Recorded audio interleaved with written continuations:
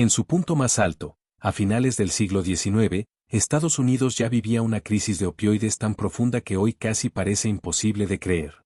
Mucho antes de Oxycontin, mucho antes de Purdue, mucho antes de que la palabra epidemia dominara titulares modernos, el país ya estaba enganchado a sustancias derivadas del opio. Y lo más inquietante no era solo la escala. Era la normalidad. No se compraban en callejones oscuros. No se conseguían en mercados clandestinos.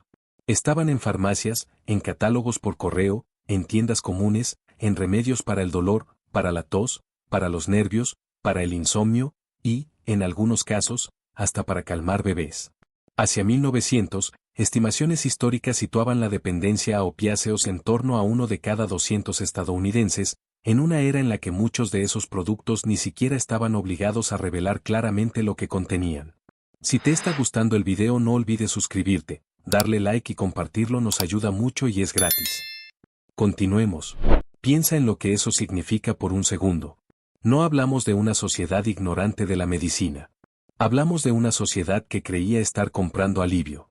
Una sociedad que confiaba en etiquetas elegantes, nombres respetables y anuncios impresos en los mismos periódicos que se suponía debían informar la verdad. Y ahí es donde esta historia se vuelve mucho más oscura. Porque la primera gran crisis de opioides de Estados Unidos no fue solo una tragedia médica. Fue un negocio inmenso, perfectamente empaquetado, culturalmente aceptado y protegido por dinero, publicidad y silencio.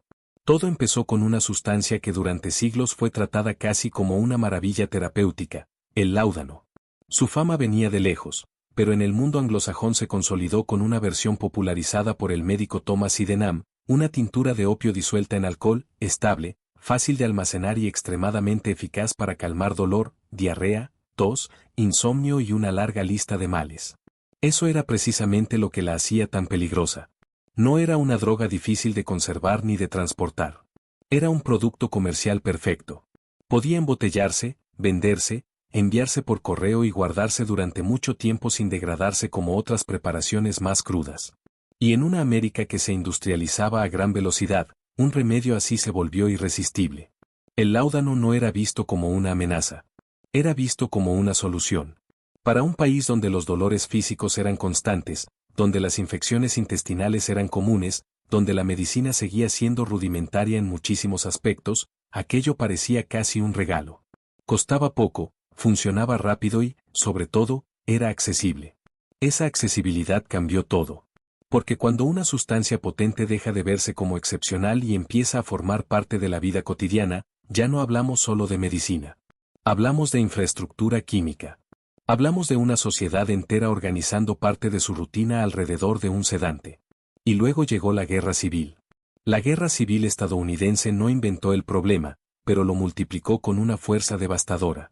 El opio y la morfina se usaron ampliamente para tratar diarreas, disentería, heridas de bala, amputaciones, dolor crónico y lo que hoy llamaríamos trauma psicológico. Para miles de soldados, estos medicamentos eran la diferencia entre soportar el infierno o desmoronarse dentro de él. En ese contexto, nadie estaba pensando en adicción a largo plazo. La prioridad era sobrevivir hoy, pasar la noche, soportar la fiebre, el dolor, la sangre, la amputación, el miedo. Y a esa tormenta se sumó un invento que aceleró todo, la jeringa hipodérmica, introducida en Estados Unidos en la década de 1850, que hizo posible administrar morfina con una rapidez e intensidad mucho mayores. Lo que parecía un avance médico terminó abriendo una puerta mucho más peligrosa. Porque ahora el alivio no tardaba. Llegaba casi de inmediato. Y cuando el alivio es instantáneo, la dependencia encuentra un camino más corto. Muchos médicos de la época creyeron, de forma catastróficamente equivocada, que el problema estaba en el estómago y que la inyección evitaría los supuestos riesgos del uso oral. Lo que en realidad hicieron fue intensificar la relación entre paciente y droga. Veteranos regresaron a casa con hábitos que luego serían descritos con expresiones como esclavitud del opio o manía de la morfina. Y lo más cruel era que muchos de esos hombres no habían elegido una vida de exceso. Habían seguido el tratamiento indicado por sus médicos. Pero eso no era todo. Mientras el país miraba a los veteranos y empezaba a notar el alcance del problema, empresarios más astutos estaban viendo otra oportunidad. Y ese nuevo mercado era todavía más rentable, más silencioso y más difícil de cuestionar, las mujeres y los niños. Aquí la historia da un giro que rompe muchas ideas preconcebidas. Cuando hoy se piensa en adicción a opioides, muchas personas imaginan escenas modernas, marginalidad, calle, agujas, criminalidad. Pero en la América de finales del XIX, una enorme parte del consumo dependiente estaba asociada a mujeres respetables, de clase media o incluso acomodada, que jamás habrían tocado alcohol en público, pero sí tomaban su medicina todos los días. Los médicos de la época describían el cuerpo femenino como inherentemente frágil, nervioso, vulnerable a desequilibrios ligados a menstruación, embarazo, parto, menopausia, histeria y un sinfín de etiquetas que hoy resultan tan absurdas como reveladoras. Esa visión convirtió a las mujeres en blanco ideal para recetas constantes de opiáceos y tónicos. Era una adicción respetable, discreta, doméstica. Una mujer bebiendo whisky podía ser condenada socialmente. Una mujer tomando una cucharada de un compuesto medicinal para los nervios despertaba simpatía. Y así, el opio se escondió detrás de una fachada de virtud. Detrás de nombres tranquilos. Detrás de botellas con flores en la etiqueta. Detrás de promesas de alivio femenino que sonaban maternales, casi íntimas. Y luego estaban los bebés. Pocas imágenes son tan perturbadoras como la de una madre desesperada, agotada, sin ayuda, trabajando jornadas largas o sobreviviendo en condiciones brutales, recibiendo la promesa de que una cucharadita haría dormir a su hijo y le devolvería el control de su día. Remedios infantiles como MRS Winslow Soothing Syrup se vendieron durante años como soluciones milagrosas para la dentición, el llanto, el malestar y el insomnio infantil. Décadas después, el producto se convirtió en uno de los ejemplos más notorios del peligro de las patent medicines, precisamente porque contenía morfina y porque su fama quedó asociada a la sedación extrema de niños pequeños. La ley de 1906 obligó a etiquetar sustancias peligrosas como morfina, heroína, cocaína y alcohol, una medida que golpeó directamente a este tipo de productos. Y aquí es donde la historia deja de ser solo médica y se convierte en algo casi insoportable. Porque no era simplemente que estos productos fueran potentes. Era que se normalizaron. Se volvieron parte del paisaje cotidiano. Se usaban para que un niño dejara de llorar. Para que una madre pudiera trabajar. Para que una casa pequeña tuviera unas horas de silencio. Para que una mujer con dolores crónicos siguiera funcionando. Para que un veterano durmiera sin revivir la guerra. El opio no entró a la sociedad como escándalo. Entró como comodidad, como alivio, como rutina. Y una vez que una droga se convierte en rutina, cuestionarla se vuelve mucho más difícil. Pero una industria así no sobrevive solo por la calidad de su producto. Sobrevive porque alguien la protege. Y ahí aparece uno de los elementos más siniestros de toda esta historia, la prensa comprada. A principios del siglo XX, fabricantes de patent medicines habían desarrollado un sistema de presión brutal sobre los periódicos. Uno de los mecanismos más reveladores fue la llamada Red Clause, una cláusula impresa en contratos de publicidad que advertía, en esencia, que si un Estado aprobaba leyes que restringieran la venta de patent medicines, el contrato publicitario quedaba anulado. El mensaje era clarísimo: apoyas regulación, pierdes ingresos. En una época en que estos anuncios representaban una parte enorme del negocio periodístico, eso equivalía a una amenaza directa. Samuel Hopkins Adams y otros reformistas documentaron cómo esta dependencia publicitaria hacía que muchos periódicos suavizaran noticias, enterraran investigaciones o incluso atacaran intentos de regulación. Imagínalo desde el lado del editor. Sabes que el producto es dudoso. Sabes que hay bebés enfermos, familias atrapadas, personas dependientes. Pero también sabes que si publicas demasiado o si apoyas una ley incómoda, tus mayores anunciantes desaparecen. Y entonces ya no hablamos de prensa libre. Hablamos de un sistema informativo secuestrado por el negocio que debía vigilar. Ese es el corazón real de esta historia. No fue una crisis porque nadie supiera nada. Fue una crisis porque demasiada gente sabía lo suficiente y decidió callar. Y lo que pasó después cambiaría todo.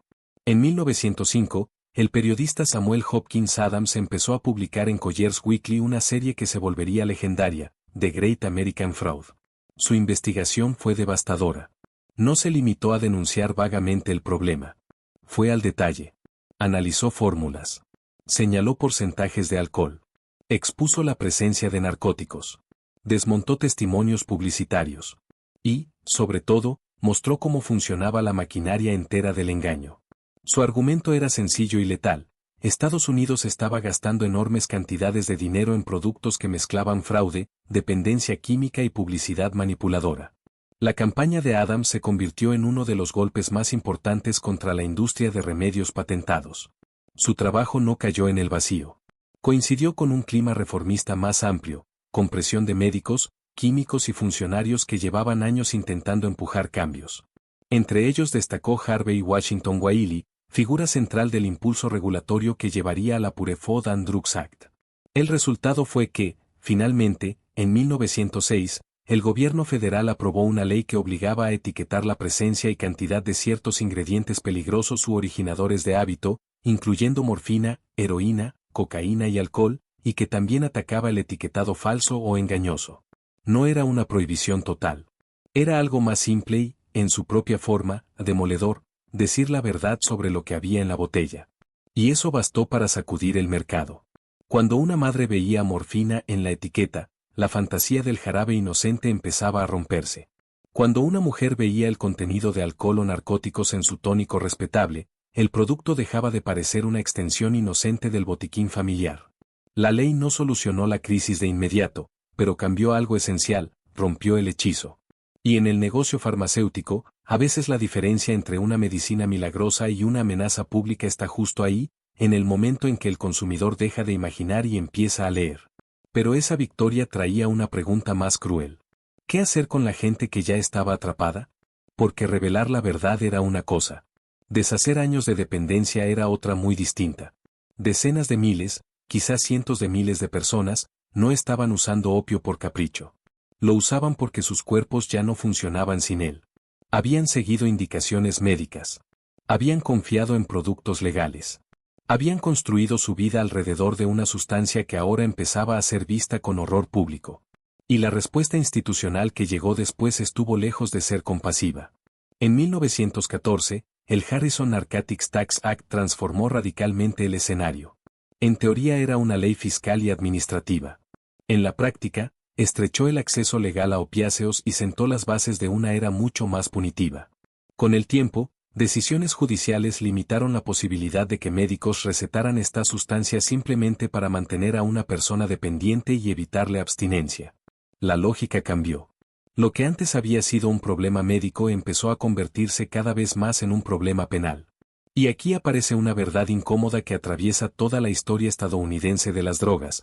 Muchas veces la diferencia entre paciente y criminal no estuvo en la molécula, sino en la persona que la consumía. Mientras la imagen dominante del dependiente era la de una mujer blanca de clase media, un veterano enfermo o una figura respetable atrapada por la medicina, el país hablaba de hábito, desgracia, debilidad o enfermedad. Pero cuando el consumo visible empezó a asociarse con inmigrantes, con trabajadores urbanos, con hombres pobres, con figuras racializadas o consideradas socialmente amenazantes, la tolerancia disminuyó de forma brutal. De pronto, el mismo universo químico dejó de ser visto como un problema terapéutico y pasó a ser tratado como amenaza moral y criminal. La regulación nunca fue solo farmacología. También fue poder, clase y raza. Pero la historia no se detuvo ahí. Porque justo cuando parecía que el país había aprendido la lección, apareció un nuevo milagro farmacéutico. En 1898, Bayer introdujo la heroína y la presentó como una alternativa moderna y prometedora, incluso como sustituto de la morfina y como supresor eficaz de la tos. Con los años resultó evidente que esa supuesta solución era otro eslabón del mismo ciclo, una nueva formulación presentada como respuesta segura a los problemas de la anterior. Ese patrón debería haberse grabado en piedra. Opio para aliviar. Morfina como refinamiento. Heroína como supuesta mejora. Cada generación recibiendo una nueva versión del mismo sueño químico, con un nuevo envoltorio y una nueva promesa de seguridad. Lo increíble no es que el ciclo empezara. Lo increíble es que el país tuvo más de un siglo para estudiarlo, y aún así volvió a caer. Y entonces llegamos al final del siglo XX. En diciembre de 1995, la FDA aprobó Oxycontin, y el producto salió al mercado en 1996. La formulación se presentó como un opioide de liberación controlada, y con el tiempo se convertiría en uno de los símbolos centrales de la crisis moderna. Lo que siguió es conocido, pero visto a la luz del siglo XIX adquiere un tono casi fantasmagórico. Campañas agresivas. Mensajes tranquilizadores sobre riesgo de adicción. Presión comercial sobre el cuerpo médico. Expansión de indicaciones. Y una confianza demasiado cómoda en que esta vez la historia no se repetiría. Eso es lo que vuelve esta comparación tan perturbadora. No porque ambos episodios fueran idénticos en todos sus detalles, sino porque la estructura se repite con una claridad escalofriante. Primero aparece una sustancia o formulación presentada como solución moderna. Luego se expande agresivamente el mercado. Después se minimizan riesgos. Más tarde se multiplican los daños. Y al final, cuando la magnitud ya es imposible de ocultar, llega la indignación pública, la reforma tardía y la misma pregunta de siempre: ¿cómo fue posible que nadie lo detuviera antes? Lo peor es que en esta segunda gran crisis el país ya no podía alegar ignorancia histórica. La historia del láudano, de la morfina, de los remedios infantiles cargados con narcóticos, de la publicidad engañosa, de la prensa presionada por anunciantes, de las reformas impulsadas por periodismo de investigación, todo eso ya existía. Estaba documentado. Estaba en archivos, en libros, en historia médica, en la memoria institucional de la regulación estadounidense. Las lecciones estaban ahí. Y aún así, el sistema permitió que otra ola de opioides se expandiera bajo una lógica parecida: beneficio primero, daño después. En 2024, la Corte Suprema de Estados Unidos bloqueó el plan de bancarrota de Purdue que habría dado amplias protecciones a miembros de la familia Sackler frente a reclamaciones civiles sin el consentimiento de quienes demandaban, recordando que incluso la fase final de esta historia seguía siendo legalmente inestable. Y, aún así, el hecho más brutal permanece: durante años, el negocio ya había generado daños masivos mientras los responsables principales seguían moviéndose dentro de estructuras corporativas, acuerdos y litigios, no dentro de una lógica proporcional al sufrimiento causado. Y ahí es donde la historia se cierra sobre sí misma. Jeremiah Curtis y los grandes vendedores de patent medicines del siglo XIX construyeron fortunas en un sistema que jugó con el dolor humano y sufrió consecuencias limitadas. Más de un siglo después, la crisis moderna mostró otra vez que una industria puede provocar una catástrofe de salud pública y aún así llegar al final protegida por complejidad legal, influencia política, lenguaje técnico y tiempos judiciales infinitamente más lentos que la adicción misma. Ese es el verdadero tema de esta historia. No es solo el opio. No es solo el láudano. No es solo Oxycontin. Es la facilidad con la que una sociedad puede volver mercancía el alivio, disfrazar dependencia como tratamiento, convertir publicidad en verdad aceptada y luego fingir sorpresa cuando el costo humano se vuelve imposible de esconder. La primera crisis de opioides en Estados Unidos no desapareció porque las corporaciones desarrollaran conciencia. Terminó porque periodistas, reformistas y reguladores obligaron al sistema a dejar de mentir. Y la crisis moderna demuestra algo todavía más inquietante: aprender una lección histórica no significa haberla internalizado. A veces significa solo haberla archivado. Y eso es lo más escalofriante de todo. Porque cuando miramos hacia atrás, nos gusta imaginar que la gente del siglo XIX era ingenua, desinformada, fácil de engañar. Pero la verdad es mucho más incómoda. Ellos también tenían médicos. También tenían periódicos. También tenían legisladores. También tenían expertos. También tenían advertencias. El problema nunca fue la falta total de señales.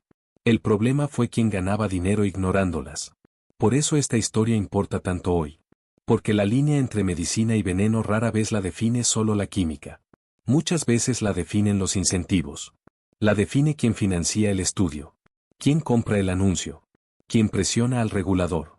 Quien redacta el mensaje tranquilizador. Quien convierte una duda razonable en exageración alarmista. Quien logra que el público asocie una botella con cuidado en lugar de peligro. Quien gana cuando un paciente sigue consumiendo, no cuando se recupera. A finales del siglo XIX, Estados Unidos permitió que el opio entrara en la casa como remedio respetable. A finales del siglo XX, permitió que otro opioide entrara bajo una promesa moderna de control y seguridad.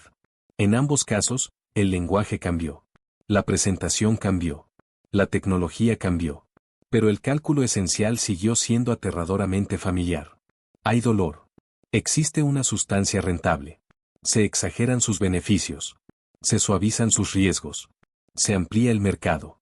Y cuando el daño ya no puede ocultarse, los muertos son estadística y los responsables se vuelven un problema jurídico. Esa es la parte que más debería incomodar. No solo que haya ocurrido dos veces, sino que, después de la primera, el país ya sabía exactamente cómo empezaban estas historias. Ya sabía que las promesas farmacéuticas podían esconder dependencia. Ya sabía que la publicidad podía deformar la verdad. Ya sabía que el acceso sin transparencia podía destruir generaciones enteras. Ya sabía que la regulación tardía siempre llega después de que el negocio ya cobró sus ganancias. Y aún así ocurrió otra vez. Así que quizá la pregunta no es cómo olvidó Estados Unidos su primera crisis de opioides. Quizá la pregunta real es otra. Quizá el país nunca la olvidó del todo.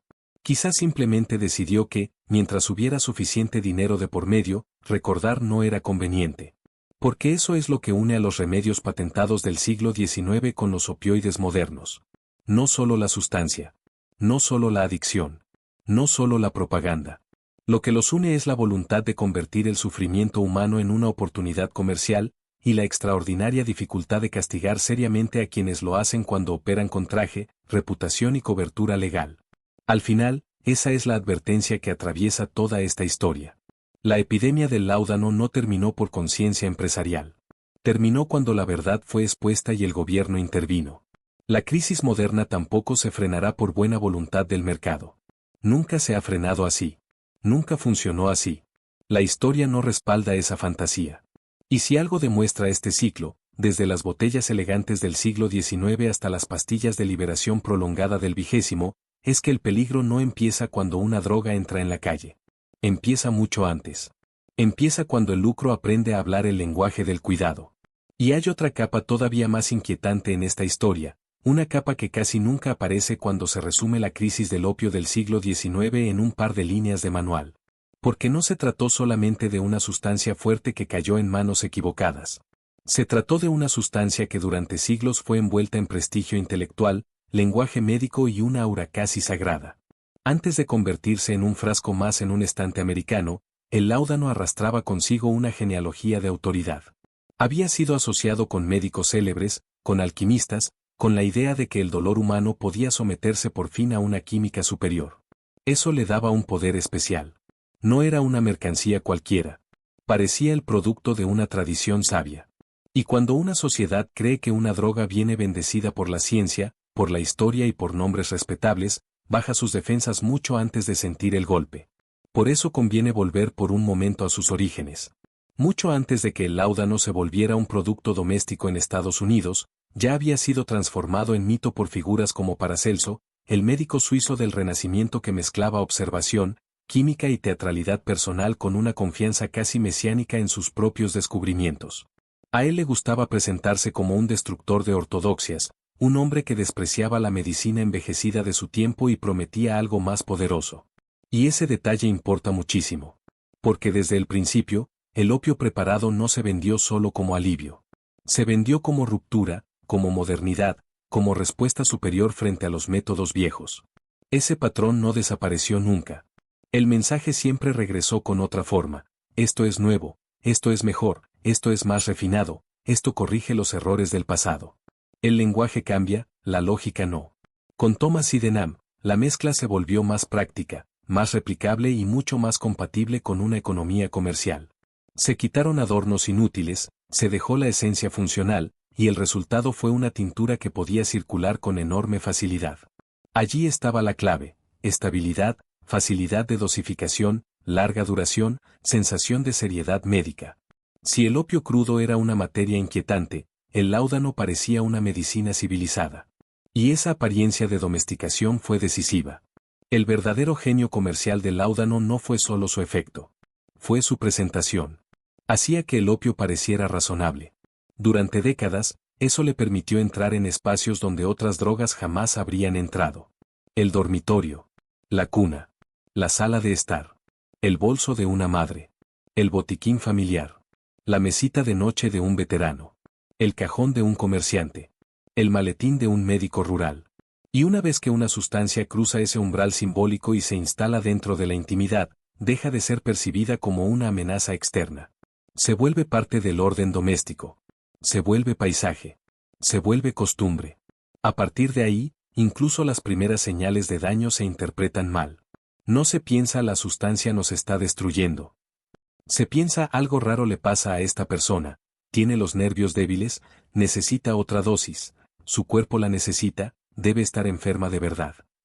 La droga se vuelve invisible precisamente porque ya está demasiado adentro. Y nadie entendió mejor esa invisibilidad que los empresarios que la convirtieron en imperio. Jeremiah Curtis no fue importante solo por el producto que ayudó a popularizar, sino por la clase de intuición que tuvo. Entendió que el dinero grande no estaba únicamente en vender alivio, sino en vender confianza. Y la confianza se compraba con símbolos. Con una imagen maternal. Con un nombre amable. Con un diseño que inspirara calma. Con anuncios repetidos hasta que el producto pareciera parte natural de la vida moderna. Lo que hizo su industria fue extraordinariamente sofisticado para su tiempo, convirtió sustancias químicamente peligrosas en objetos emocionales. No vendían solo contenido.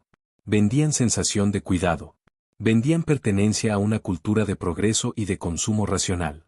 Vendían tranquilidad empaquetada. Eso explica por qué la indignación pública tardó tanto en cristalizar.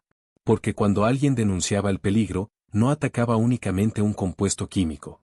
Atacaba una rutina íntima. Atacaba la forma en que miles de familias estaban sobreviviendo.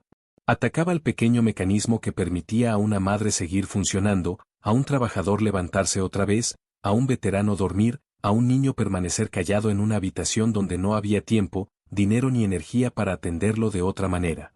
Esa es la razón por la que esta crisis fue tan resistente al escándalo. La sustancia estaba incrustada en la economía emocional de la vida diaria. Y hay que insistir en la economía, porque la historia del opio del siglo XIX no puede entenderse sin la brutalidad material de ese mundo. Hoy es fácil moralizar retrospectivamente y preguntarse cómo era posible que se le diera morfina o compuestos opiados a un bebé. Pero esa pregunta, por sí sola, a veces simplifica demasiado. Muchas de aquellas familias vivían en un entorno donde el margen de error era casi inexistente. Jornadas agotadoras. Viviendas hacinadas. Mortalidad infantil altísima. Falta de servicios. Ausencia casi total de apoyos públicos. En ese universo, el remedio sedante se presentaba no solo como medicina, sino como tecnología de supervivencia. Eso no lo vuelve menos aterrador. Lo vuelve más comprensible y, precisamente por eso, más perturbador. Porque muestra cómo el mercado farmacéutico supo explotar no solo el dolor físico, sino la desesperación estructural. Una madre que daba un jarabe calmante a su hijo no necesariamente lo hacía desde la frivolidad o la negligencia. Muchas veces lo hacía porque no tenía otra salida visible. Porque debía trabajar. Porque no podía perder el empleo. Porque no podía cargar con un niño enfermo durante 12 horas. Porque nadie la ayudaba. Porque el producto se vendía como seguro. Porque lo recomendaban vecinas, tenderos, anuncios, revistas y médicos. Porque lo usaba todo el mundo. La tragedia más brutal de esa escena es esa, no era una anomalía. Era normalidad organizada. Lo mismo pasaba con las mujeres adultas. El discurso médico dominante las describía como cuerpos atravesados por desórdenes naturales, seres propensos a la debilidad, a la excitación nerviosa, al colapso emocional, a dolores misteriosos ligados a la reproducción. Bajo esa mirada, recetar opiáceos no parecía una irresponsabilidad, sino casi una cortesía clínica. Y ahí nació uno de los patrones más crueles de la epidemia, la producción de dependencia bajo el lenguaje del cuidado.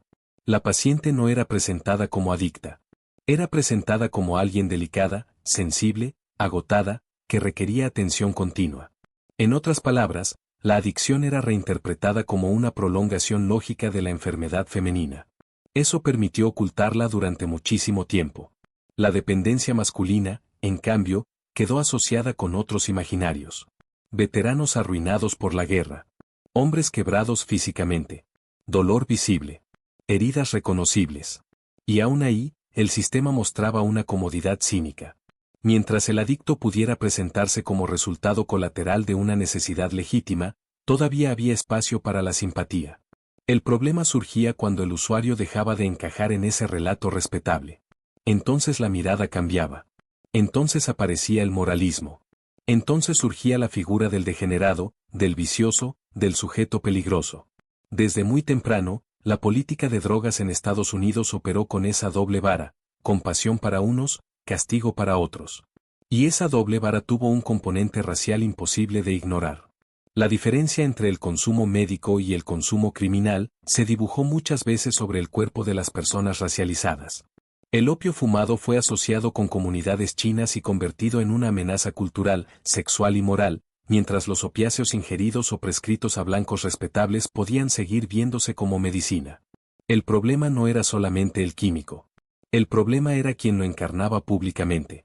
Cuando el consumo se imaginaba dentro de una sala doméstica blanca, podía ser tratado como desgracia. Cuando se imaginaba dentro de un fumadero chino o en manos de poblaciones consideradas ajenas, se convertía en símbolo de corrupción social. Esa fractura no fue un detalle secundario. Fue uno de los motores de la transición desde la tolerancia hacia la criminalización selectiva. Por eso esta historia no se puede contar solo como una cronología farmacológica. Hay que contarla como historia del poder de definir a quien se le permite sufrir en privado y a quien se expone como amenaza pública. Porque esa distinción fue decisiva en el paso del siglo XIX al XX. Mientras el país pudo imaginar la dependencia como algo que afectaba principalmente a mujeres respetables, niños vulnerables o veteranos, la respuesta fue lenta, tibia, contradictoria. Pero cuando la imagen social del usuario empezó a desplazarse hacia figuras menos protegidas por la simpatía burguesa, la voluntad de castigar creció con una velocidad notable. No cambió mágicamente la química del opio. Cambió el marco moral desde el cual se miraba al consumidor. Sin embargo, incluso antes de ese giro punitivo, el daño íntimo ya era inmenso. Y aquí es donde entra una dimensión que suele perderse bajo cifras, leyes y nombres empresariales, la dimensión familiar. La crisis opiácea del siglo XIX fue también una crisis del hogar. No solo produjo muertes, produjo ausencias en vida. Madres que seguían físicamente presentes, pero se movían por la casa como fantasmas sedados. Padres incapaces de desprenderse de la botella o de la jeringa. Hijos criados en una mezcla de amor, dependencia, vergüenza y desorientación. Es fácil hablar de adicción como fenómeno social.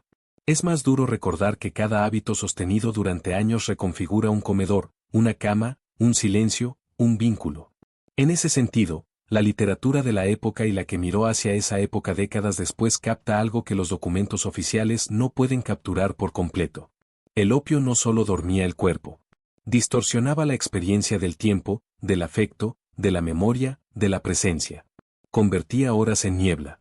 Convertía conversaciones en espacios rotos. Convertía la espera en una textura diaria. Quien convivía con una persona dependiente muchas veces no enfrentaba solamente explosiones visibles, sino algo más ambiguo y más agotador, la erosión lenta de la personalidad. El ser querido seguía allí, pero se iba retirando en pequeñas porciones. Eso es lo que hace tan poderosa la posterior representación de figuras inspiradas en mujeres atrapadas por morfina o láudano. Porque no muestran simplemente un cuerpo intoxicado. Muestran una casa contaminada por la espera, la negación y el desgaste. Y esa era, justamente, una de las grandes victorias del negocio, vender una sustancia cuyo costo real no se medía solo en ataúdes, sino en décadas de vida empañada, de afecto entumecido, de maternidades erosionadas, de hijos criados en habitaciones donde nadie terminaba de despertar del todo. Aún así, el sistema siguió funcionando. Y siguió funcionando porque no dependía solo del producto. Dependía de una arquitectura comercial extraordinaria. La revolución del correo y de los catálogos fue crucial. La posibilidad de pedir remedios a distancia sin tener que exponerse ante un médico o farmacéutico amplió el alcance de esta economía de forma brutal. El medicamento viajó por la misma red que transportaba telas, herramientas, semillas y utensilios del hogar. Ese detalle es más importante de lo que parece. Al integrarse a la lógica de compra por catálogo, el opiáceo dejó de sentirse como un caso especial y pasó a ocupar el mismo espacio psicológico que cualquier otro bien doméstico. Podías pedir muebles, vestidos, piezas de granja y, entre todo eso, un compuesto opiado. La modernidad material y la farmacológica llegaron abrazadas. Y no era solo distribución. Era legitimación. El producto que aparece en un catálogo prestigioso, o anunciado junto a bienes cotidianos, hereda parte de esa respetabilidad. Se integra a un mundo ordenado. Desaparece la sensación de transgresión. Eso explica por qué la línea entre medicina, mercancía y droga fue tan borrosa en esa época. Para el consumidor medio, no había una ruptura tajante. Había continuidad. El mismo universo comercial que resolvía necesidades reales ofrecía alivios químicos con una promesa de eficacia inmediata. El mercado había aprendido a vender salud como si vendiera cualquier otra comodidad moderna. De ahí que el golpe periodístico de Samuel Hopkins Adams fuese tan explosivo. No solo denunció sustancias. Rompió una ilusión de normalidad. Le dijo al público que aquello que parecía comercio moderno, práctico y civilizado estaba sostenido por fraude, ocultamiento y manipulación sistemática. Y eso era devastador, porque obligaba a millones de personas a reinterpretar su propia experiencia. El frasco en la cocina ya no era simplemente un remedio familiar. Podía ser una trampa. El anuncio elegante ya no era un signo de confianza. Podía ser parte de una conspiración comercial. El periódico ya no era un observador neutro. Podía ser cómplice. Ese cambio de percepción tuvo algo de despertar moral, pero también algo de humillación colectiva. Porque significaba admitir que una sociedad convencida de su propio progreso había sido manejada por una combinación de químicos, publicistas, empresarios y editores. Había que aceptar que la respetabilidad no había protegido a nadie. Ni a madres, ni a veteranos, ni a niños, ni a las clases medias que se pensaban inmunes al mundo de los vicios. La dependencia había entrado por la puerta principal con modales impecables. Y aún así, incluso esa revelación llegó tarde para demasiada gente. Cuando se aprobó la ley de 1906 y comenzaron las exigencias de etiquetado, se produjo una de las demostraciones más claras de cuánto puede cambiar un mercado cuando se obliga a decir la verdad. De repente, el secreto dejaba de estar del lado del fabricante. La botella tenía que hablar. Y cuando la botella hablaba, el hechizo se debilitaba. Este momento es fundamental porque muestra algo que sigue siendo actual. Muchas industrias dependen menos de la eficacia extraordinaria de sus productos que de la opacidad en torno a sus riesgos. En el instante en que la información se vuelve obligatoria, el consumo puede desplomarse sin necesidad de prohibición total. La transparencia, por sí sola, amenaza fortunas. Pero esa misma lección contiene otra verdad más amarga. La transparencia protege mejor a quienes todavía no han caído que a quienes ya están dentro. Y para los dependientes crónicos, las reformas del principio del siglo XX podían sentirse menos como liberación que como entrada en una zona gris. El país empezaba a reconocer el fraude, sí, pero seguía sin saber qué hacer con la masa de personas que ya no podían vivir normalmente sin esas sustancias. Esa incapacidad produjo un nuevo tipo de crueldad, el paso del engaño paternalista al abandono institucional. Allí es donde la Harrison Act se vuelve una bisagra trágica. No solo porque restringió el suministro legal, sino porque puso de relieve una pregunta que el sistema había evitado durante años. ¿Qué le debe una sociedad a las personas que ella misma ayudó a volver dependientes? Y la respuesta que predominó fue terrible. En lugar de construir un sistema robusto de tratamiento compasivo, coherente y amplio, se avanzó hacia una estructura donde el mantenimiento del adicto empezó a verse como sospechoso, donde el médico que aliviaba podía ser perseguido, y donde la dependencia ya no era solo una condición, sino una puerta hacia la criminalización. Esta transición del engaño a la punición es una de las partes más escalofriantes de toda la historia. Primero el sistema te vende la sustancia. Después te acostumbra. Luego permite que tu cuerpo la necesite. Más tarde se escandaliza con tu dependencia. Y finalmente te castiga por seguir atado a aquello que te ofreció como remedio. Es un mecanismo moralmente perfecto para exonerar a quienes lucraron.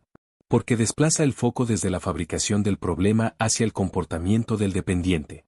De pronto el centro ya no es el empresario que mintió, ni el médico que recetó sin freno, ni el periódico que cobró por callar. El centro eres tú, con tu hábito, tu abstinencia, tu degradación visible. Y no hay que subestimar la violencia física y psicológica que eso implicó. La abstinencia opiácea no suele ser letal por sí sola, pero puede ser un infierno prolongado. Dolor, vómitos, descomposición total del sueño, ansiedad extrema, espasmos, desesperación, sensación de que la piel ya no encaja sobre el cuerpo. Para una persona que llevaba años consumiendo bajo indicación médica o costumbre socialmente validada, ser empujada de pronto fuera del suministro legal equivalía a cruzar una frontera brutal. Muchos tuvieron que elegir entre una agonía privada y el mercado ilegal. Esa fue la gran ironía de la reforma incompleta. El mismo sistema que había permitido la adicción masiva terminó alimentando, indirectamente, las condiciones del mercado clandestino. Y ahí aparece una constante histórica que vuelve a conectar con el presente. Cada vez que una sociedad responde a una dependencia estructural únicamente con moralismo o coerción, empuja parte del problema hacia circuitos más oscuros, más violentos y menos visibles. No lo elimina. Lo transforma. Cambia el paisaje, no la necesidad. Cambia al proveedor, no el vacío. Y eso fue exactamente lo que pasó cuando se estrechó el acceso legal sin construir suficiente apoyo para quienes ya estaban capturados por el hábito. Por supuesto, todo esto convivía con otro fenómeno igual de revelador, la promesa eterna de la sustancia nueva. La heroína apareció como solución refinada, casi moderna, frente al viejo repertorio opiado. Allí vuelve el lenguaje del progreso terapéutico. Ya no sería el crudo láudano, ya no la morfina tan cargada de mala reputación, sino una formulación más avanzada, más limpia, más prometedora.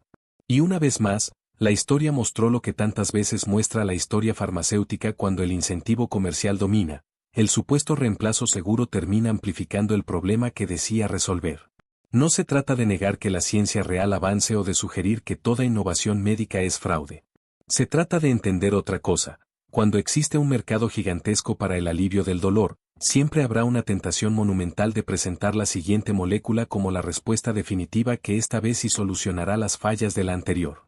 El negocio del dolor es especialmente vulnerable a este tipo de promesas, porque el dolor genera urgencia, y la urgencia vuelve a la gente receptiva, confiada y, a veces, desesperada.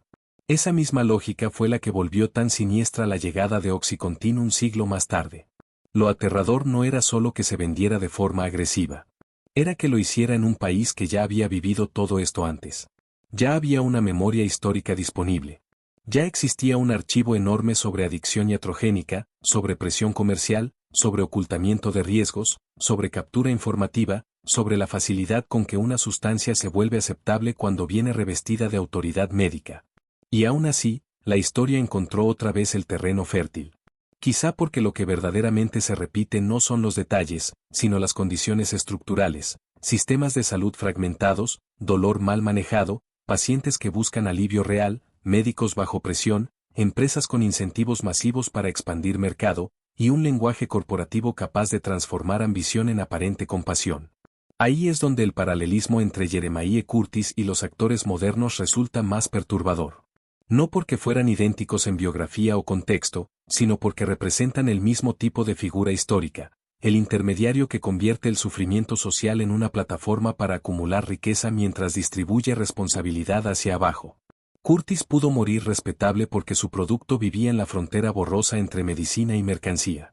Los responsables modernos pudieron sostener durante años una fachada de legitimidad porque operaban dentro del lenguaje regulado de la industria farmacéutica contemporánea. En ambos casos, la respetabilidad institucional funcionó como blindaje. Esa es una de las grandes lecciones incómodas que deja esta historia. El daño masivo no siempre viene vestido de marginalidad. A veces llega con tipografía elegante, consejo profesional y tono tranquilizador. Y si se mira con frialdad, eso también explica por qué los momentos de reforma suelen necesitar algo más que datos. Necesitan choque moral. Necesitan imágenes insoportables. Necesitan periodistas capaces de convertir cifras en escenas. Necesitan una narrativa que rompa la costumbre. Porque mientras la destrucción se percibe como ruido de fondo, el sistema la absorbe. Solo cuando alguien logra mostrar el mecanismo completo, la sustancia, el anuncio, la red de influencia, el beneficio, la víctima, el silencio, la sociedad empieza realmente a sentir que hay escándalo. Samuel Hopkins Adams hizo exactamente eso. Tomó un conjunto de prácticas que parecían dispersas y las convirtió en una sola historia inteligible de fraude nacional. Esa fue su verdadera hazaña. No solo investigó. Organizó el caos moral. Le dio una forma narrativa tan clara que el público ya no pudo fingir que se trataba de casos sueltos. Y eso mismo es lo que vuelve tan importante cualquier relato contemporáneo sobre las crisis de opioides. La memoria pública no se conserva sola. Hay que construirla. Hay que rearmarla una y otra vez, porque el mercado tiene una ventaja natural, produce olvido con muchísima eficacia. Olvido en forma de rebranding. Olvido en forma de innovación. Olvido en forma de nuevos estudios, nuevos congresos, nuevos voceros, nuevas palabras técnicas que separan el producto actual del escándalo anterior. El sistema siempre quiere que la siguiente ola parezca diferente. Que el espectador sienta que ahora sí las cosas están mejor entendidas, más controladas, más científicas. Y tal vez en algunos aspectos lo estén. Pero mientras la lógica de expansión comercial del alivio permanezca intacta, el riesgo de repetición sigue vivo. Por eso el final de esta historia no debería caer en una nostalgia reformista demasiado simple. No basta con decir que antes ya se resolvió y ahora solo habría que repetir la receta. La realidad es más complicada. La primera crisis de opioides no se resolvió de una manera limpia. Se redujo mediante una combinación de transparencia, regulación, cambios culturales, nuevos analgésicos, transformaciones médicas y, también, mediante desplazamientos punitivos que descargaron sufrimiento sobre los ya dependientes. Aprender de ese pasado implica reconocer tanto lo que funcionó como lo que fue cruel o insuficiente. No se trata de idealizar la respuesta histórica. Se trata de entenderla con honestidad para no repetir ni su permisividad inicial ni su dureza selectiva posterior. Aún así, hay una verdad central que sigue en pie con una fuerza brutal: el mercado, por sí solo, rara vez corrige a tiempo una industria que gana dinero expandiendo dependencia. Si la corrección llega, suele llegar tarde, cuando el costo humano ya es insoportable. Esa fue la experiencia del siglo XIX. Esa fue, también, la experiencia del cambio de milenio. Las empresas no abandonan espontáneamente la estrategia que las hizo gigantes mientras ésta siga produciendo beneficios. Y esa es una idea que incomoda profundamente porque choca con una fantasía muy querida, la idea de que en algún punto el sistema se regulará a sí mismo por reputación, por conciencia o por racionalidad de largo plazo. La historia de los opioides americanos ofrece muy pocas razones para creerlo. De hecho, si algo demuestra esta larga secuencia es que los incentivos pueden sostener una catástrofe durante décadas siempre que el daño esté fragmentado en miles de hogares. Un bebé sedado aquí. Una madre dependiente allá. Un veterano atrapado en otra ciudad. Un jornalero deteriorándose en silencio. Una familia que esconde el problema por vergüenza. Un médico que ya no sabe cómo retirar una dosis sin hundir al paciente. Ninguna de esas escenas, por sí sola, detiene un mercado multimillonario. Lo que lo amenaza es cuando alguien logra conectarlas y decir: esto no son desgracias privadas aisladas, esto es una arquitectura de beneficio. Y quizá ahí esté la utilidad más profunda de extender esta historia hasta abarcar todos sus pliegues. No solo mostrar que hubo una primera epidemia olvidada, sino mostrar cómo se construyó, cómo se mantuvo, cómo penetró la intimidad, cómo se defendió mediáticamente, cómo se racializó, cómo transformó hogares, cómo cambió de máscara y cómo terminó sirviendo de antecedente ignorado para otra tragedia. Cuando se ve así, en bloque, la crisis deja de parecer una curiosidad del pasado. Se vuelve una especie de manual oscuro sobre la manera en que una sociedad comercializa el alivio y luego externaliza el costo moral. Y ese manual sigue abierto. Sigue abierto cada vez que una empresa descubre que el dolor crónico, la ansiedad o el insomnio pueden convertirse en mercados expansivos si se envuelven con el lenguaje correcto. Sigue abierto cada vez que el paciente desesperado se convierte en consumidor ideal. Sigue abierto cada vez que la regulación teme llegar demasiado pronto y la rentabilidad exige no llegar nunca. Sigue abierto cada vez que el periodismo depende financieramente de la industria que debe vigilar, aunque sea en formas más sofisticadas que las viejas cláusulas rojas. Sigue abierto cada vez que el castigo recae con más fuerza sobre el usuario visible que sobre el diseñador del sistema. Por eso esta historia no debería terminar solo con monumentos, apellidos o comparaciones entre épocas.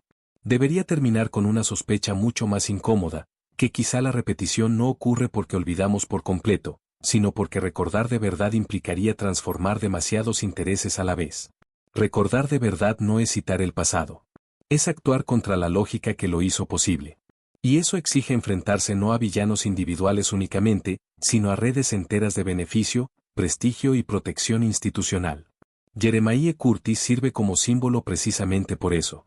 No solo por lo que vendió, sino por lo que encarna, el comerciante de alivio convertido en figura respetable gracias a un sistema dispuesto a separar el lucro de sus consecuencias.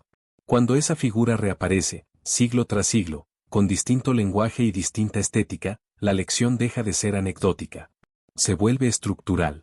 Y una estructura no desaparece porque un par de nombres caigan en desgracia. Se adapta. Aprende. Se disfraza. Espera. De ahí que la advertencia final no sea meramente histórica, sino política y moral. El verdadero peligro no es únicamente que surja otra droga poderosa.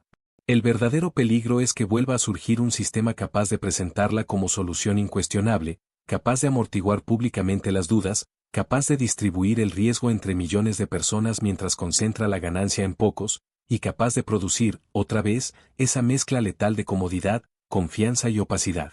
Porque esa mezcla fue la que mató en el siglo XIX. Fue la que volvió aceptable lo inaceptable. Fue la que hizo que la morfina pudiera dormir a un niño y que el país tardara años en ver el horror. Fue la que permitió que mujeres atrapadas por recetas respetables fueran tratadas primero como pacientes ejemplares y luego como cargas incómodas. Fue la que dejó a veteranos destruidos navegando entre alivio, hábito y vergüenza. Fue la que convirtió a periódicos en guardianes del silencio. Fue la que permitió a fabricantes amasar fortunas mientras las consecuencias quedaban dispersas en habitaciones privadas. Y fue, con otros nombres y otros trajes, la que regresó más de un siglo después. Si el país no logra entender ese patrón completo, entonces seguirá discutiendo cada nueva crisis como si hubiera aparecido de la nada, como si fuera producto de una mala manzana, de una excepción empresarial, de un error singular de supervisión. Pero no lo es. Esta historia muestra algo peor y mucho más difícil de corregir. Muestra que existe una compatibilidad profunda entre ciertos modelos de negocio y la repetición del daño masivo cuando el producto promete alivio inmediato a una población vulnerable. Al final, quizá la frase más brutal que deja todo esto sea muy simple. La primera crisis de opioides de Estados Unidos no terminó verdaderamente en el momento en que el láudano cayó en descrédito. Solo cambió de forma, se escondió en nuevas fórmulas, esperó nuevos contextos y reapareció cuando el país volvió a confundir autoridad con seguridad y marketing con verdad. Y si eso suena demasiado duro, basta mirar la línea que une el frasco victoriano con la tableta moderna. No es una línea perfecta, pero sí es lo bastante clara como para helar la sangre. Porque allí, en esa línea, está la verdadera continuidad. Una sociedad con dolor real. Una industria que aprende a monetizarlo. Un discurso experto que tranquiliza. Una prensa o un aparato de comunicación que amortigua el escándalo. Una masa de usuarios que jamás se imaginaron a sí mismos como adictos cuando empezó todo. Una reforma tardía. Y una élite que, casi siempre, paga mucho menos de lo que cobró. Eso fue el láudano en América. Eso fue la primera gran epidemia opiácea. Y eso es lo que hace que esta historia no se sienta cerrada, sino peligrosamente presente. Y cuanto más se examina ese patrón, más difícil se vuelve seguir llamándolo coincidencia. Porque las coincidencias no suelen repetirse con tanta disciplina moral. Las coincidencias no producen siempre la misma secuencia, una necesidad humana real, una solución vendida como avance, una expansión comercial acelerada, una minimización de riesgos, una población atrapada, una indignación tardía y una élite que, al final, sale del incendio mucho menos quemada de lo que deberían permitir los hechos. Cuando eso ocurre una y otra vez, deja de ser accidente. Se parece más a una forma estable de funcionamiento. En el siglo XIX, esa forma estable se camufló detrás del lenguaje del alivio universal. Y eso no fue un detalle menor. Una de las grandes fortalezas del mercado de patent medicines fue su capacidad para prometerlo todo al mismo tiempo. El mismo frasco podía ser presentado como calmante, tónico, ayuda digestiva, medicina para los nervios, solución para el sueño, apoyo femenino, remedio infantil y bálsamo para males indefinidos. Esa elasticidad retórica era oro puro. Mientras más vagos fueran los síntomas a los que el producto decía dirigirse, más amplio se volvía el mercado. Y si el compuesto contenía opio o alcohol en cantidades suficientes para producir una sensación real de alivio, aunque fuera solo temporal, el consumidor percibía que la promesa se cumplía. Ahí está una de las claves del engaño más eficaz, no siempre se basa en una mentira total. A veces se apoya en un efecto verdadero, pero incompleto, peligroso o deliberadamente mal interpretado. Eso es lo que hizo que tantos consumidores defendieran estos productos incluso cuando ya empezaban a circular advertencias. Porque muchos sí sentían algo. Si dormían. Si se calmaban. Si tenían unas horas de paz. Si dejaban de toser. Si lograban atravesar el día. El problema era que esa eficacia inmediata ocultaba la factura diferida. La cuenta llegaba después, en forma de tolerancia, dependencia, deterioro, abstinencia, embotamiento o muerte. Pero una economía del alivio inmediato tiene una enorme ventaja psicológica sobre una advertencia de daño futuro. El presente siempre grita más fuerte. Y el dolor presente, todavía más. Ahí es donde el mercado del opio mostró una inteligencia brutal. No vendía salud en sentido profundo. Vendía interrupciones temporales del sufrimiento. Y para muchísima gente, en una sociedad donde el sufrimiento era constante, eso bastaba para convertir el producto en imprescindible. Lo interesante es que esta lógica no desapareció con el tiempo. Cada nueva ola de comercialización agresiva de analgésicos o calmantes repite, con distinto idioma, la misma apuesta, no resolver necesariamente el problema de fondo, sino dominar el espacio emocional del alivio inmediato. Si lo logras, si haces que una persona te asocie con el momento en que por fin deja de doler, ya has ganado una parte inmensa de la batalla. Por eso la historia del láudano también es, en el fondo, una historia sobre el tiempo. Sobre quien piensa en el hoy y quien paga el mañana. El fabricante piensa en el trimestre, en el crecimiento, en la distribución, en el anuncio, en la escala. El consumidor piensa en la noche que debe pasar, en el dolor que necesita silenciar, en el llanto que debe detener, en el cuerpo que no resiste otra jornada. El regulador, si llega, suele llegar tarde. El periodista, si investiga, muchas veces entra cuando la estructura ya está muy consolidada. Y el médico, atrapado entre ciencia, costumbre, presión del paciente y presión de la industria, termina en demasiadas ocasiones actuando como puente involuntario entre el sufrimiento y el mercado. En la primera gran crisis opiácea de Estados Unidos, los médicos desempeñaron un papel tan central como incómodo. No porque fueran los únicos responsables, ni mucho menos, sino porque su autoridad fue una de las palancas principales que permitió legitimar el uso continuo de estas sustancias. Durante décadas, la profesión médica convivió con una mezcla extraña de costumbre terapéutica, desconocimiento parcial, soberbia científica y falta de alternativas verdaderamente eficaces. Para muchas afecciones, los opiáceos funcionaban mejor que casi cualquier otra cosa disponible. Ese hecho material les dio una protección enorme. Cuando un medicamento alivia de verdad, aunque sea a un costo terrible, criticarlo exige un nivel de rigor y valentía muy superior. No se combate solo una ilusión. Se combate una realidad parcial. Ese es uno de los grandes errores de lectura que se cometen cuando se mira hacia atrás con demasiada facilidad moral. La gente del siglo XIX no era simplemente ingenua. Estaba operando dentro de un sistema en el que el opio, la morfina y sus derivados eran, en muchos contextos, de lo poco que realmente proporcionaba alivio tangible. Eso no excusa el desastre, pero explica por qué fue tan persistente. El problema no era que los productos fueran puramente inútiles. El problema era que el sistema construyó un modelo de uso masivo y descontrolado alrededor de sustancias poderosas sin asumir honestamente sus consecuencias a largo plazo. En otras palabras, el alivio no era ficticio. Lo insostenible era la forma de integrarlo a la vida cotidiana. Y cuando el cuerpo médico empezó a intuir la dimensión del problema, ya estaba profundamente implicado. Esa complicidad fue a veces directa, a veces ingenua, a veces defensiva. Algunos médicos recetaban con ligereza. Otros seguían manuales que normalizaban el uso frecuente. Otros todavía creían que podían controlar el hábito de sus pacientes más de lo que realmente podían.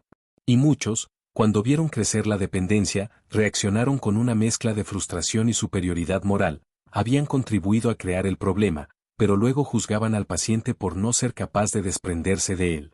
Esa inversión de responsabilidades es una de las constantes más crueles de toda la historia de la adicción iatrogénica.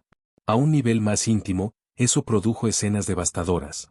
Personas que empezaron consumiendo bajo recomendación profesional y terminaron tratadas como si hubieran caído por debilidad personal. Familias que acudían al mismo médico que había prescrito el remedio buscando ayuda para cortar el hábito, solo para descubrir que tampoco él sabía realmente cómo deshacer lo que había puesto en marcha. Es fácil olvidar lo desarmada que estaba la medicina de la época frente a la dependencia crónica. Sabía inducir alivio. Sabía administrar dosis. Sabía interpretar algunos síntomas. Pero no sabía bien cómo acompañar la salida de un cuerpo que llevaba años reorganizado alrededor del opio. Y esa impotencia, lejos de generar humildad, muchas veces generó irritación hacia el paciente.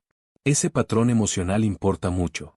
Porque la historia de las drogas no es solo una historia de leyes y mercados. Es también una historia de emociones institucionales, empatía, desprecio, miedo, incomodidad, cansancio, paternalismo. Cuando una persona dependiente deja de ser una víctima fácil de romantizar y se convierte en una presencia complicada, demandante, reincidente o desesperada, muchas instituciones empiezan a retirarse afectivamente de ella. Y ese retiro emocional suele preceder al castigo formal. Primero se agota la compasión. Luego se endurece el discurso. Después se endurece la ley. Eso fue exactamente lo que pasó cuando la dependencia dejó de parecer una desgracia discreta y empezó a percibirse como problema social visible. Las mismas sustancias que habían circulado bajo tonos de respetabilidad comenzaron a reorganizarse en el imaginario público como amenazas asociadas al desorden, a la degeneración, a la otredad racial o étnica, al declive urbano. Y aquí conviene detenerse en un punto particularmente incómodo. El paso de la medicalización permisiva a la criminalización severa no fue una evolución lineal hacia mayor racionalidad. Fue también una redistribución del estigma. Lo que antes se toleraba en ciertos cuerpos se volvió intolerable en otros. Ese es el lado más oscuro de la doble moral americana frente a los opioides. Mientras la persona atrapada por el hábito podía presentarse como una mujer blanca frágil, una viuda nerviosa, un veterano herido o un enfermo crónico, todavía existía margen para describir su relación con la droga en términos de padecimiento. Pero cuando el usuario visible empezó a ser un inmigrante, un obrero urbano, un joven pobre, alguien racializado o simplemente alguien cuya historia no encajaba dentro del relato sentimental burgués, el tono cambió. Entonces el mismo hábito dejó de ser desgracia y pasó a ser amenaza. No cambió la química. Cambió el permiso social para mirar con compasión. Y esa lógica, en realidad, nunca abandonó del todo la política de drogas estadounidense. Cambian los grupos, cambian los símbolos, cambian los pánicos morales, pero la estructura emocional permanece. Hay consumos que el sistema puede absorber como problema médico y consumos que le resultan útiles como prueba de decadencia ajena. Esa diferencia es una herramienta de poder. Permite decidir qué población merece tratamiento, cuál merece vigilancia, cuál merece lástima y cuál merece castigo. El opio del siglo XIX fue una de las escuelas tempranas de ese mecanismo. Pero volver al corazón de la historia obliga también a regresar al tema de la publicidad. Porque si algo logró la industria de patent medicines fue comprender antes que muchísimas otras industrias el poder de fabricar narrativa. No vendían únicamente un frasco. Vendían una interpretación del cuerpo. Le decían a la gente cómo leer sus síntomas. Le enseñaban a reconocer en sí mismos una necesidad. Le ponían nombre a malestares difusos. Le ofrecían un relato en el que la compra del producto se convertía en acto racional, casi inevitable. Esa es una de las formas más sofisticadas de poder comercial, no solo satisfacer una demanda, sino ayudar a construirla. Cuando una mujer veía repetirse una y otra vez anuncios que vinculaban cansancio, irritabilidad, insomnio, melancolía y dolor con una solución respetable y accesible, no estaba siendo simplemente persuadida de comprar. Estaba siendo entrenada para entender su propio cuerpo a través de la lógica del mercado farmacéutico.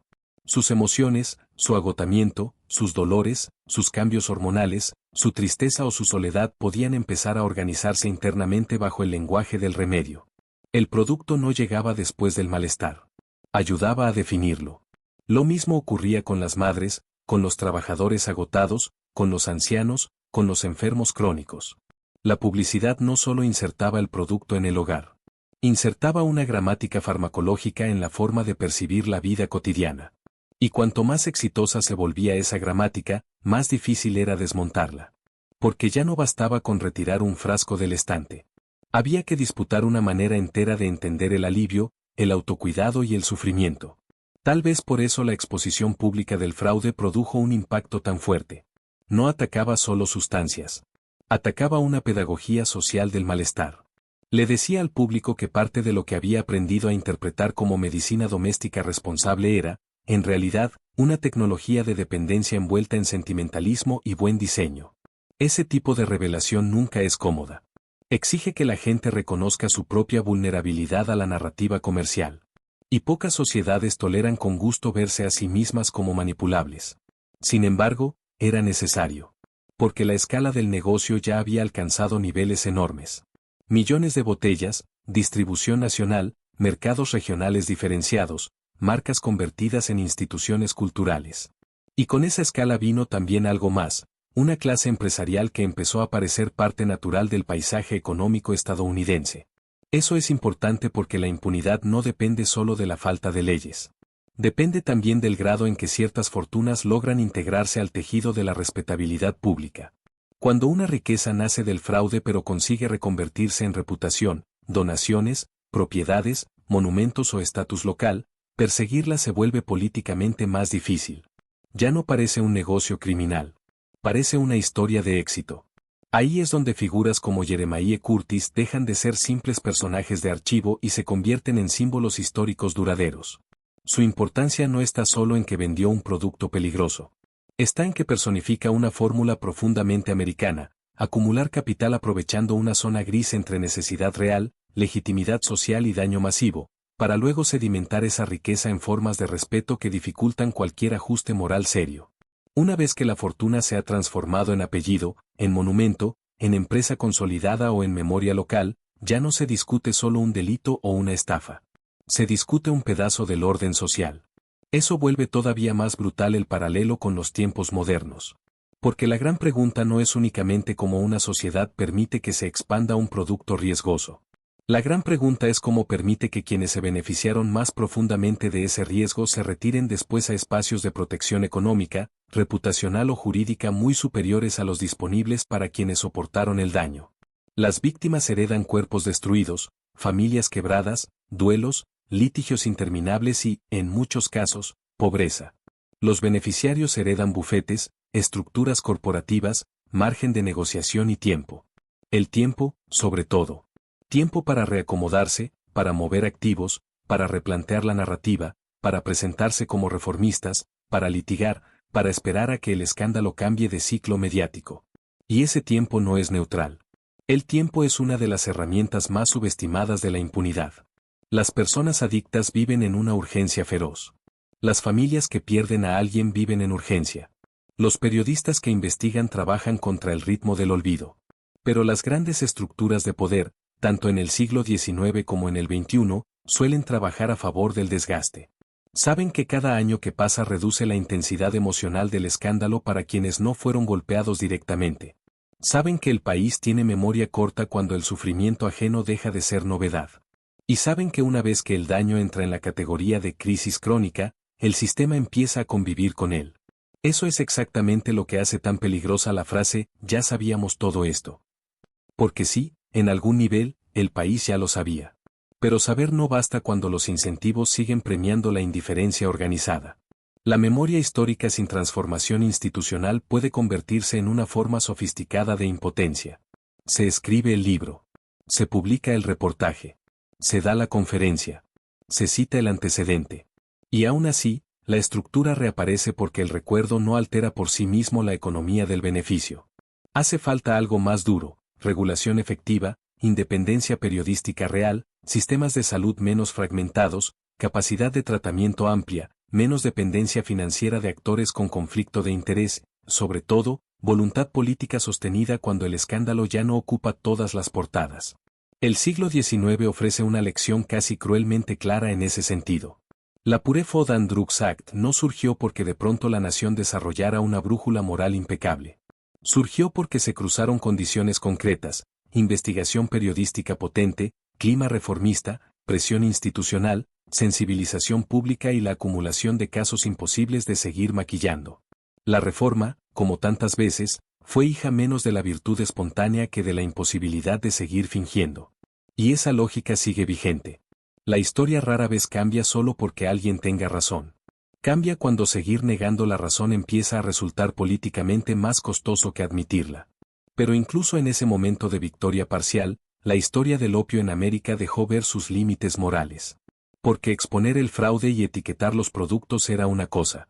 Hacerse cargo de los cuerpos ya dependientes era otra muy distinta. Y allí, una vez más, el sistema mostró que podía ser extraordinariamente eficaz para disciplinar mercados y extraordinariamente torpe para cuidar personas. Se controló mejor la botella que el sufrimiento que había dejado atrás. Se avanzó en transparencia, pero no se construyó una ética robusta del acompañamiento. La dependencia siguió siendo tratada demasiadas veces como una incomodidad a desplazar, no como una herida social creada en gran parte por el mismo orden que ahora se proclamaba reformista. Este matiz es fundamental porque evita una lectura simplista de antes todo era permisividad, luego llegó la salvación. No. Antes hubo permisividad comercial brutal. Después hubo verdad forzada, sí, pero también una deriva hacia la coerción y la criminalización que descargó sufrimiento sobre los más vulnerables. Y esa combinación es, precisamente, una de las razones por las que la historia volvió a repetirse más tarde. Porque el país aprendió a identificar el fraude, pero no terminó de construir una relación madura con el dolor, la dependencia y el tratamiento. Osciló entre el entusiasmo químico y el castigo moral. Entre la venta excesiva y el cierre punitivo.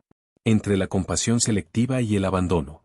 Mientras esa oscilación no se resuelva, el riesgo de nuevas repeticiones sigue ahí. De hecho, Quizá una de las formas más útiles de entender esta larga secuencia histórica es verla como una lucha permanente por definir qué hacer con el dolor humano en una sociedad comercial. El dolor existe. No es una invención del mercado. Las enfermedades existen. Las heridas existen. La ansiedad existe. El insomnio existe. El duelo existe.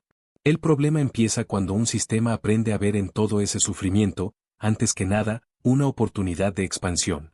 Entonces la pregunta deja de ser cómo aliviar mejor y empieza a ser cómo convertir el alivio en flujo estable de ingresos. Ese desplazamiento de enfoque es sutil, pero cambia todo. Bajo esa lógica, no hace falta una conspiración caricaturesca de villanos para producir una catástrofe. Basta con una suma de incentivos bien alineados. Un laboratorio quiere crecer. Un distribuidor quiere ampliar mercado. Un médico quiere ayudar, pero también responde a un sistema saturado. Un paciente quiere dejar de sufrir hoy. Un medio de comunicación necesita ingresos. Un regulador teme sobrereaccionar. Un político no quiere pelearse demasiado pronto con una industria poderosa. Y de esa suma puede emerger un desastre enorme sin que nadie, individualmente, se describa a sí mismo como monstruo. Esa es una de las razones por las que estas crisis son tan difíciles de detener a tiempo. No dependen solo de maldad. Dependen de estructuras en las que demasiadas personas pueden decirse, durante demasiado tiempo, que solo están haciendo su parte. Sin embargo, la ausencia de caricatura no elimina la responsabilidad. Al contrario, la hace más difusa y por eso mismo más importante de rastrear. El gran aporte de investigaciones como las de Samuel Hopkins Adams fue justamente forzar una redistribución de la mirada. Negarse a aceptar que el daño quedara disuelto en una nube de costumbre y buena fe. Volver visible la cadena completa, quien fabricaba, quien anunciaba, quien callaba, quien cobraba, quien enfermaba y quien moría. Esa insistencia sigue siendo indispensable hoy. Porque cada vez que la historia se cuenta solo como una tragedia abstracta del mal uso o de la adicción en general, la estructura que monetiza el problema vuelve a quedar semi-escondida. Y ahí está, quizá, el núcleo más valioso de extender tanto esta narración. No se trata solo de añadir más datos o más dramatismo. Se trata de impedir la reducción moral del fenómeno. Cuando una crisis de opioides se cuenta mal, parece un problema de individuos débiles, malas decisiones o sustancias demoníacas. Cuando se cuenta bien, emerge otra cosa mucho más perturbadora, una sociedad que aprendió a distribuir químicamente el alivio sin querer asumir el costo humano integral de hacerlo bajo lógica de mercado. Por eso la figura del periodista, del denunciante o del historiador resulta tan decisiva. Porque interrumpe la narrativa cómoda. Le recuerda al público que detrás de cada ola de dependencia no hay solamente química y biología, sino lenguaje, publicidad, jerarquías de compasión, infraestructura comercial y decisiones políticas. Y esa interrupción no es automática. Requiere trabajo, documentación, insistencia y, muchas veces, valentía frente a intereses enormes. La verdad, por sí sola, rara vez se impone. Necesita ser organizada, repetida y defendida. Lo más inquietante es que esa necesidad no ha desaparecido. Hoy quizá no existan cláusulas impresas en rojo exactamente como las de entonces, pero siguen existiendo dependencias financieras, relaciones de influencia, marcos mediáticos, estrategias de relaciones públicas y formas elegantes de amortiguar el conflicto. La tecnología cambia, la sofisticación aumenta, el lenguaje se profesionaliza, pero la lucha por controlar la interpretación pública del riesgo sigue tan viva como antes. Quien controla la narrativa gana tiempo. Y en estas historias, ganar tiempo casi siempre significa ganar dinero mientras el daño se sigue acumulando. Esa es la razón por la que la repetición histórica no debe entenderse como una copia exacta, sino como una persistencia de lógicas. No hace falta que todo sea igual para que el patrón sea reconocible. Basta con que reaparezcan ciertas combinaciones, una promesa de seguridad apoyada en autoridad técnica, una expansión agresiva hacia poblaciones vulnerables, una minimización estratégica del riesgo, una demora regulatoria, una distribución desigual del castigo y un relato final que presenta la crisis como sorpresa dolorosa en vez de como desenlace previsible. Cuando eso ocurre, la rima histórica ya es demasiado fuerte como para ignorarla. Y quizá lo más devastador de todo sea que las sociedades modernas, precisamente por saberse más avanzadas, suelen creer que están demasiado informadas como para repetir errores antiguos. Ese exceso de confianza es en sí mismo una vulnerabilidad. Porque hace que las advertencias históricas parezcan material de museo, no herramientas vivas. Hace que la gente lea sobre el láudano, las patent medicines o los viejos jarabes con morfina con una mezcla de horror y distancia, como si aquello perteneciera a una civilización médicamente infantil. Y mientras mira el pasado con condescendencia, no siempre detecta a tiempo las nuevas formas de la misma lógica. Por eso esta historia necesita respirar tanto, expandirse tanto, abarcar tanto. Porque en su versión comprimida corre el riesgo de volverse anécdota. Y no lo es. Es una radiografía de cómo una nación puede normalizar el alivio químico masivo, encubrir durante años sus costos, desplazar después la culpa hacia los dependientes y, finalmente, dejar relativamente intactos a muchos de los beneficiarios más poderosos. No es una nota al pie. Es una de las historias centrales para entender la relación entre capitalismo, medicina, dolor y poder en Estados Unidos. Y cuanto más se piensa en ello, más claro se vuelve que el problema profundo no era el láudano aislado, ni siquiera el opio en abstracto. El problema era un ecosistema entero preparado para recibirlo, expandirlo, sentimentalizarlo y defenderlo. Un ecosistema donde el dolor tenía mercado, donde la autoridad médica podía mezclarse con el interés comercial, donde la prensa podía ser seducida o presionada, donde los sesgos de clase y raza filtraban la compasión, y donde la respuesta pública tardaba tanto que el beneficio ya se había convertido en herencia. Esa es la verdadera maquinaria. Y esa maquinaria, con variaciones, no desapareció del todo. De hecho, si uno tuviera que extraer una sola advertencia de todo este bloque inmenso de historia, quizás sería esta: nunca hay que observar una droga poderosa solo por lo que hace en el cuerpo. Hay que observar también qué tipo de sistema la está distribuyendo, qué relato la acompaña, qué grupos son usados como mercado, qué silencios la protegen y qué actores se beneficiarían de que sus riesgos se subestimaran. Si solo miras la molécula, llegas tarde. Cuando la molécula ya está por todas partes, la estructura hace rato que ganó terreno. Esa fue la tragedia del siglo XIX. Y esa es la razón por la que sigue siendo una historia tan viva. Porque no trata simplemente de un país que una vez vendió opio casi como si fuera harina. Trata de un país que aprendió, demasiado bien, a traducir sufrimiento en consumo. Trata de una cultura donde la promesa de alivio puede convertirse con facilidad en licencia comercial para el exceso. Trata de la fragilidad de la compasión cuando el paciente deja de ser una víctima conmovedora y se vuelve un problema incómodo. Trata de la facilidad con que el escándalo se vuelve costumbre si está repartido en suficientes casas. Y trata, sobre todo, de la distancia obscena entre quienes cargan con el daño y quienes logran capitalizarlo. Por eso el eco entre aquella primera crisis y las posteriores no debería leerse como simple repetición literal. Debería leerse como advertencia estructural. Mientras existan incentivos potentes para vender alivio sin asumir plenamente sus consecuencias, mientras la verdad tarde más en circular que el producto, mientras el sistema prefiera castigar al dependiente antes que desarmar las condiciones que hicieron rentable su dependencia, la posibilidad de otra repetición seguirá latente. Y esa latencia es exactamente lo que hace que todo esto no pertenezca solo al pasado. Y quizá una de las escenas más reveladoras de toda esta historia no está en un tribunal, ni en una farmacia, ni en una sala del Congreso. Está en algo mucho más pequeño y mucho más devastador: una cuchara. Una cuchara sostenida por una madre agotada, una enfermera confiada, una abuela que repite lo que siempre se hizo, una mujer que no cree estar administrando una droga, sino una solución. Esa cuchara resume una de las grandes tragedias del siglo XIX, la manera en que una sustancia peligrosísima logró atravesar la barrera del miedo y transformarse en gesto cotidiano. Porque una vez que el peligro cabe en una cuchara, una gota, una botellita elegante, una instrucción impresa o una dosis segura, deja de sentirse como amenaza histórica. Se vuelve hábito. Se vuelve rutina. Se vuelve casi ternura mal dirigida. Y esa normalización no fue accidental. Fue fabricada.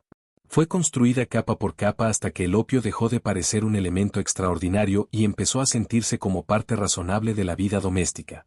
Ahí está una de las claves más oscuras del fenómeno: las peores crisis no siempre llegan rompiendo puertas. A veces llegan suavizando superficies. No entran con violencia explícita, sino con promesas, con conveniencia, con una estética de cuidado. Entran haciéndose pequeñas, familiares, administrables. Y cuando uno mira el caso americano del láudano y de las patent medicines, eso es exactamente lo que encuentra: la miniaturización del horror en envases socialmente aceptables. La historia del opio del siglo XIX también es, en ese sentido, una historia sobre diseño. Diseño verbal, diseño visual, diseño moral. Los nombres de los productos, sus etiquetas, sus anuncios, sus testimonios, todo estaba organizado para borrar cualquier asociación con el descontrol. No se hablaba de narcóticos. Se hablaba de calma. No se hablaba de sedación severa. Se hablaba de sueño reparador. No se hablaba de tolerancia y abstinencia. Se hablaba de alivio continuado. Cada palabra participaba en una tarea crucial, desplazar el significado de lo que realmente estaba ocurriendo. Y cuando el lenguaje logra domesticar una sustancia, la mitad del combate social ya está ganada. Eso explica por qué el ataque periodístico y reformista tuvo que ser tan frontal. No bastaba con decir esto puede ser dañino. Había que romper el hechizo lingüístico. Había que nombrar la morfina, nombrar el alcohol, nombrar la mentira, nombrar la muerte infantil, nombrar la red de influencia, nombrar la codicia. Había que devolverle a las cosas un vocabulario más cercano a lo que eran. Porque mientras el mercado monopoliza el lenguaje del producto, también monopoliza la interpretación del riesgo. El frasco sigue siendo amigo, compuesto, jarabe, remedio, tonificante, calmante. Solo cuando alguien cambia las palabras, empieza a cambiar la percepción. Y sin embargo, incluso esa batalla por el lenguaje tuvo sus límites. Porque el problema del opio no se sostenía únicamente en el engaño verbal. También estaba sostenido por el contexto material de un país entero que se estaba transformando con brutalidad. Industrialización, migración, guerra, urbanización, hacinamiento, trabajos extenuantes, mortalidad elevada, medicina fragmentaria, desigualdad feroz. En un mundo así, la promesa de un alivio químico universal no era simplemente una estafa lanzada al vacío. Era una oferta hecha sobre un terreno fértil de agotamiento colectivo. Eso es lo que vuelve tan peligrosa la combinación entre dolor social y soluciones comercializadas. El mercado no tiene que inventar el sufrimiento. Le basta con aprender a explotarlo mejor que cualquier otra institución. En ese sentido, quizá la verdadera materia prima del negocio no fue el opio, sino la vulnerabilidad. El opio fue el vehículo. La vulnerabilidad fue la mina. Y lo impresionante es la diversidad de formas en que esa vulnerabilidad podía presentarse. Un soldado mutilado y una madre sin ayuda. Una viuda deprimida y un trabajador con dolor crónico. Un niño inquieto y una mujer etiquetada como nerviosa. Un anciano con insomnio y una familia agotada. Todos podían ser capturados por la misma economía aunque sus historias fueran radicalmente distintas. El gran triunfo del mercado opiáceo fue descubrir que una sola familia de sustancias podía convertirse en respuesta para dolores físicos, emocionales, sociales y domésticos al mismo tiempo. Esa amplitud le dio una capacidad de penetración extraordinaria. Y cuanto más amplia era esa penetración, más invisible se volvía el patrón. Porque cada consumidor podía creer que su caso era particular. Que él o ella usaba el producto por una razón legítima, específica, distinta. El veterano no se veía reflejado en la madre. La madre no se veía reflejada en el hombre que tomaba tónicos por los nervios. La mujer respetable no se veía reflejada en el consumidor criminalizado. El poder de la industria dependía, en parte, de esa fragmentación. Mientras cada historia pareciera singular, el sistema podía seguir funcionando sin enfrentar el peso de una conciencia colectiva. Solo cuando alguien reunió esas historias bajo una misma acusación de fraude nacional, la estructura empezó a tambalearse. Ahí es donde la noción de crisis se vuelve interesante. Porque una crisis no existe políticamente solo porque exista mucho daño. Existe cuando ese daño logra ser interpretado como fenómeno común. Antes de eso, lo que hay son miles de pequeñas tragedias inconexas, bebés que no despiertan, mujeres que se apagan lentamente, veteranos que viven entre dosis, familias que ocultan botellas, médicos que recetan más de la cuenta, anuncios que siguen prometiendo milagros. Esas tragedias, por sí solas, no siempre producen una crisis reconocida. Hace falta el trabajo narrativo de unirlas. Y por eso los imperios del alivio químico le temen tanto a la unificación de historias. Porque mientras el dolor permanezca distribuido en silencio, el negocio sigue pareciendo normal. Esto también ayuda a entender por qué la comparación con la crisis moderna de opioides resulta tan poderosa. No porque los detalles técnicos sean idénticos, sino porque el mecanismo de invisibilización inicial se parece muchísimo.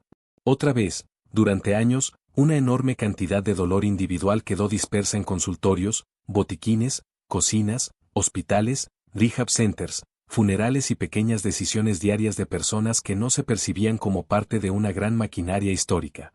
Otra vez, La industria y sus defensores se beneficiaron de que el sufrimiento estuviera fragmentado. Otra vez, la magnitud solo se volvió plenamente legible cuando alguien empezó a unir la cadena completa. Y eso devuelve la atención a algo todavía más profundo, la relación entre el capitalismo y las formas de ver. Porque uno de los grandes poderes de una economía de consumo no es solo producir objetos. Es producir marcos de percepción.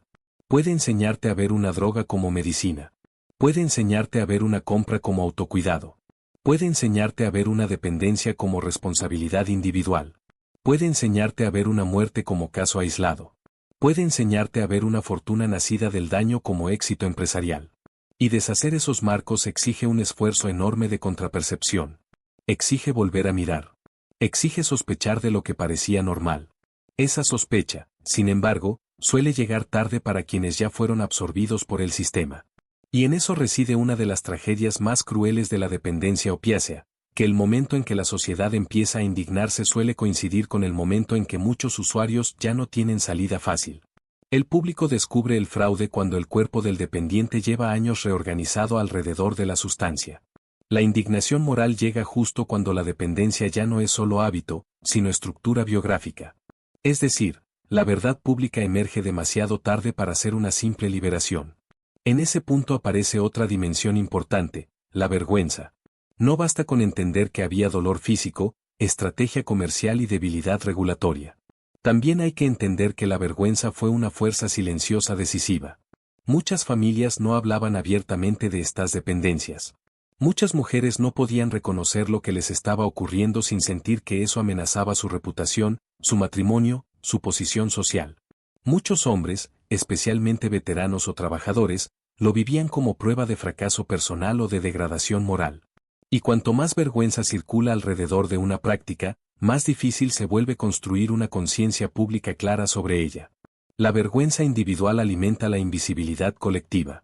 Eso es particularmente importante en el caso femenino. Durante décadas, la dependencia opiácea de muchas mujeres quedó escondida bajo capas de lenguaje respetable. Nervios, debilidad, agotamiento, fragilidad, tratamiento prolongado, medicina para sobrellevar los ciclos del cuerpo. Ese envoltorio permitía que la adicción existiera sin ser nombrada como tal. Pero esa misma ambigüedad también encerraba a las mujeres en un circuito de silencio. Era difícil pedir ayuda porque eso podía implicar reconocer algo socialmente indecible.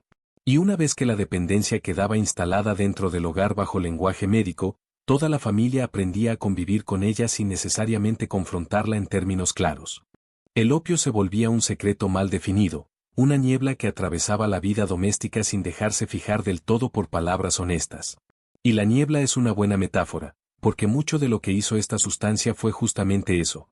Niebla sobre el dolor, niebla sobre el tiempo, niebla sobre la responsabilidad, niebla sobre la propia percepción del yo. Ese aspecto importa muchísimo cuando se habla de retención narrativa, porque aquí hay una clave emocional potentísima.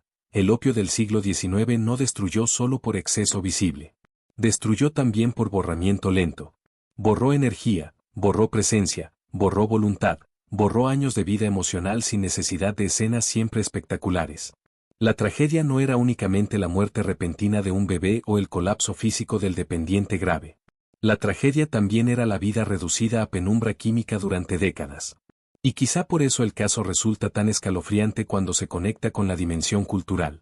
Porque no fue una droga relegada a márgenes exóticos, sino una sustancia que convivió con la respetabilidad, con la literatura, con el discurso médico, con los hogares formales, con la clase media, con nombres famosos, con monumentos, con empresas serias.